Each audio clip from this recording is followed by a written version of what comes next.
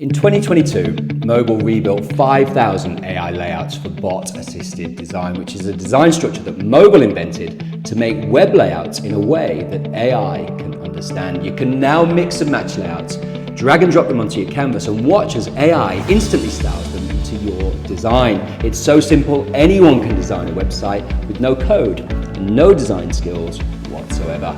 When you drop layouts onto your page, the AI doesn't just swap colors, fonts, and images. It now reformats your layout with perfect padding and alignment, right down to line height and letter spacing, so that all 5,000 layouts just work together.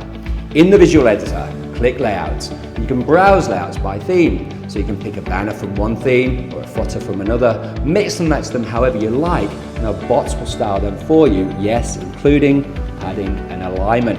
And even browse by layout type, where you'll find layouts for everything like products, events, landing pages, right down to specific blocks like cards, FAQs, lists, testimonials.